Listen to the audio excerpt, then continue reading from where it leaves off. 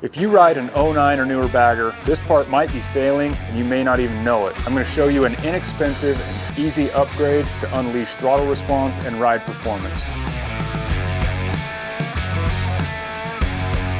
What's up everybody, Tony from Tucker Speed here. So we are talking about the rear pulley isolator today, something that I think a lot of people overlook. When we get bikes here in the shop just doing tire changes, I would say at least 50% of the bikes need to have a new isolator put in them. Really some of the differences here between the stock version and the alloy art version, big difference is what they're made of. Stock version is just black rubber. The alloy art version is a high quality polyurethane. It's much more durable. It's a lot firmer. It doesn't give very much. You know, Harley Davidson introduced this on the baggers in 2009 to kind of absorb some of the shock loads of the drivetrain and kind of make everything a little softer. It improves life on the drivetrain and everything, but they just wear out so much. The stock one just wears out really quick. You know, some of the things that could cause them to wear out is, you know, if you're really hard on the throttle, if you got a motor build with high horsepower. I think weather, temperature, even just time, even if it's a bike that's a low mileage bike, I think over time rubber just degrades, it dries out, it hardens. They kind of have an age limit. They'll wear out just sitting there. So the alloy art is one that, you know, I honestly think you should be checking regularly, honestly be changing at any tire change if it's worn out. It's just something that I see that is commonly overlooked, and when we talk to customers about it, a lot of the times they're unaware that they even need to be checking or it's even there and what it is and what it does. So this video is to kind of inform you on what it is, how it works, and how often you should be changing it or checking it, and then how to change it. So we're going to jump over to the tools. I'll show you what you're going to need to do this, then we'll jump into the bike and start tearing it apart. All right, so tool list is not a huge tool list, but a couple of things you're going to need to have. 36mm socket to get the rear axle off, a couple of torque wrenches. I have a 1/2-inch drive for the axle and I have a 3/8 drive to torque my brake caliper bolts. I have a 8mm Allen to remove the caliper bolts. I got a flathead screwdriver to get the clip off of the axle. I also have a couple of other 36mm tools here that help hold the axle when I'm torquing it. This is a Jim's tool. I call it a third hand tool. It's an axle holder. It holds the axle in place while I torque it. It's a super handy tool to have. And I also have a belt deflection gauge to check belt deflection after I put everything back together. So pretty simple. I also have a 1/2-inch and 9/16 socket to remove the mufflers. I'm going to pull those out of the way and just get them out of the way so I can get that axle out without scratching anything. So yeah, just shop rags, and also you just got to have a way to hold the bike up. Obviously I got the bike on a lift and I got a flat jack behind it or underneath it to hold the bike up, so there's a couple of different ways to do that. That's really a tool list. I'm going to go ahead and start zapping off these mufflers, get them out of the way, and then I'll show you what's up with this rear pulley. But wait, before we jump into this, please just hit that subscribe button to stay up to date on upcoming videos. If you don't, your wife might suspiciously find out how much money you're spending on that bike. First things first, I'm going to go ahead and get these mufflers out of the way. Just get them zapped off here.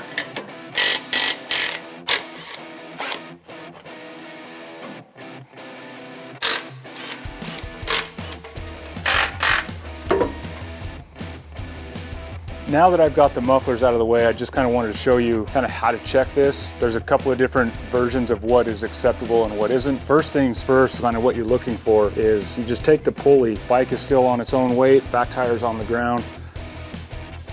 And I just grab the pulley and rock it back and forth there, and you can see that there's some slop or play there. So in my opinion, this bike, you know, if we're doing a tire change already, I would say put a new isolator in there. If you're going by kind of the book spec, there's a book spec that's like, I think it's 400 thousandths or, you know, 4/10 of an inch. Roughly that equates to like 3/8 of an inch would be acceptable. 7/16 is too much, so it would be out of spec. I just think, in my opinion, if you're taking the tire and the wheel off already to do a tire change, you know, for relatively not very much money, you know, like right now they're currently like 40 bucks. I think it's just crazy to not replace it. Plus the alloy art one lasts so much longer than the factory one, so it's just kind of a no-brainer to me to not do it, you know, especially in this case. So there is a procedure, you know, kind of measuring.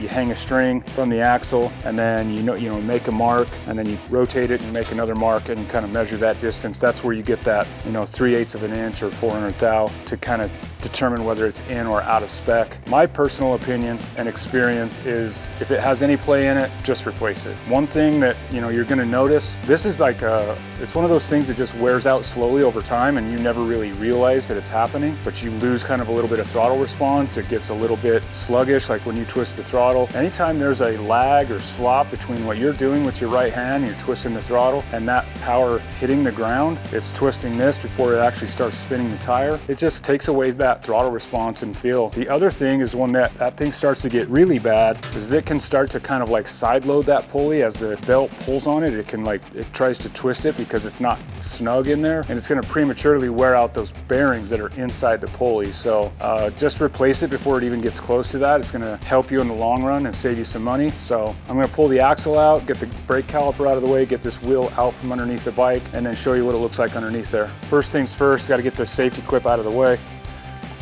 I just use a little flathead screwdriver and pry it out of the way, set it aside. I run this 36mm socket on an extension. It just gets my breaker bar away from the bike so I don't hurt anything. I'm just going to turn the other side of the axle now. That just relieves the belt tension. Take off the belt adjustment cam. I'm going to remove the rear caliper now. And like I said, that's a 8mm Allen on those. Once I get those bolts out, I like to just pull this side cover, set it aside. Gives me a little bit extra clearance to get the caliper out of the way. Pull that off the rotor, just kind of lay it aside there. Now that we got everything loose, I'm gonna go ahead and use the jack to lift the bike up and get the wheel in the air. All right, so I'm gonna pick the bike up with the jack. What I like to do is just watch for the tension to come off of the axle. I just kind of put a hand on it and kind of watch it. I just go up slow.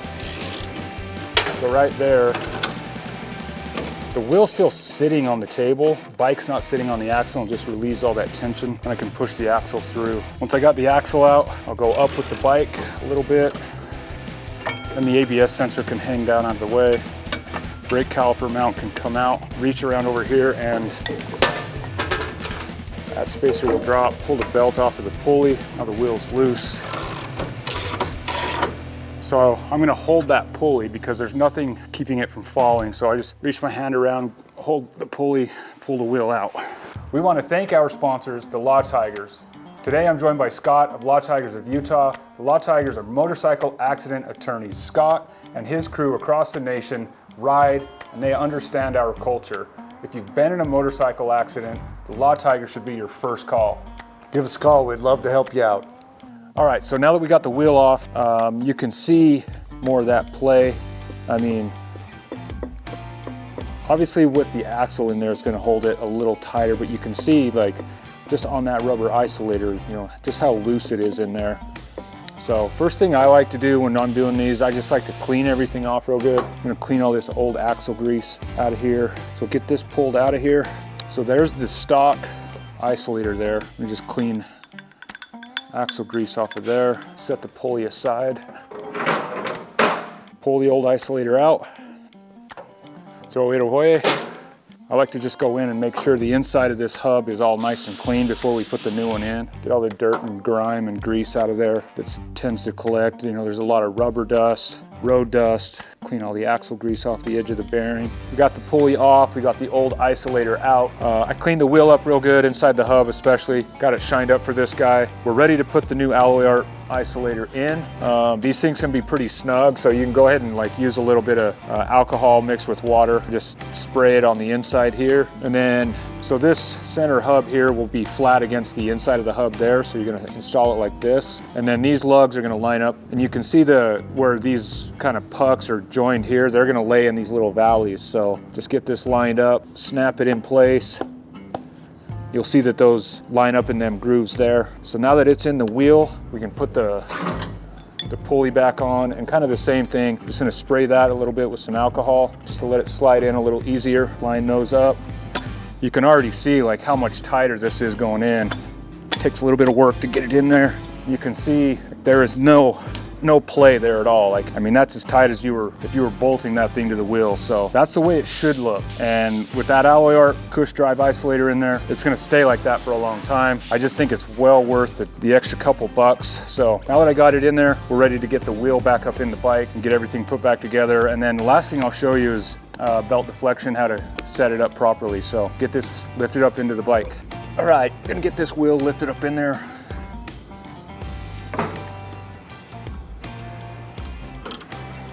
Once I get the wheel in there and the bike lowered back down, first thing I do is put the belt back on.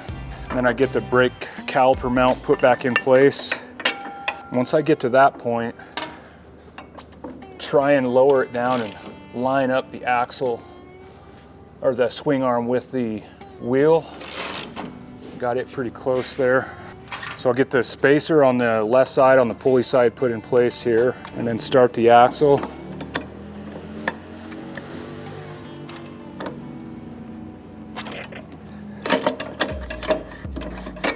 Kind of run it about 3/4 of the way through.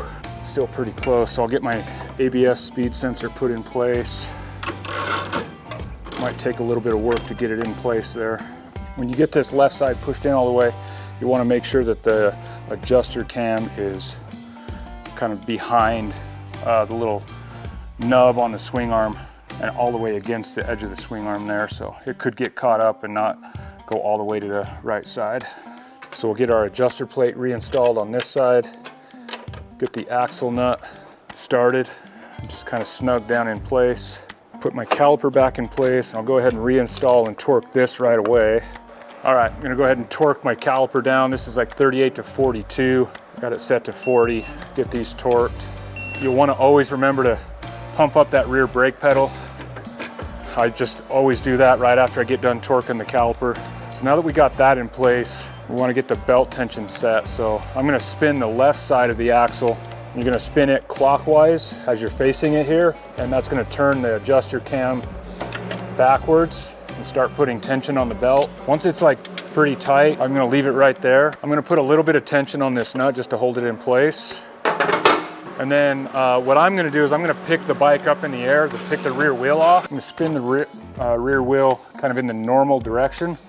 I kind of is going to center the pulley or the belt on the pulley. I like to do that and just hit that rear brake a couple of times. Then we're going to set it back down on the table. So I got the jack completely loose, and I'm going to check my belt tension. So I got a belt tension gauge here. So to check this, it's got a little indicator here to put 10 pounds of pressure on it. And then you're going to want to set it to, it's about 5/16 of an inch.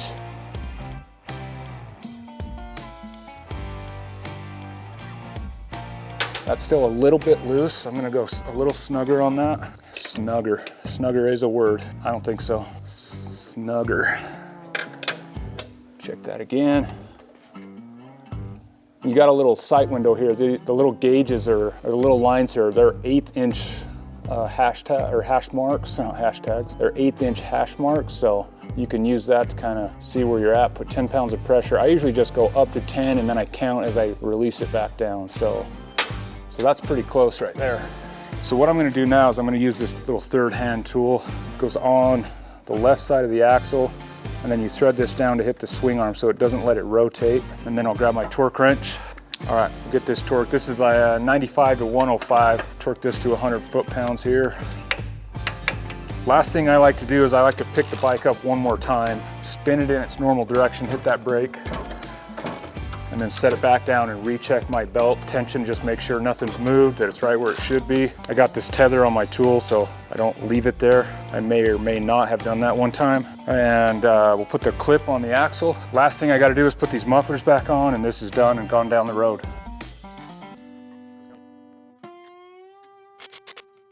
All right guys, so that's a wrap. I hope this video has been informative. The Alloy Art Cush Drive Isolator, it's a inexpensive upgrade, an overlooked maintenance item. I hope this video's helped. Remember, you can find that part and all the others at tuckerspeed.com. Don't forget, if you have any questions or comments, just drop them below, and we'll see you on the next one.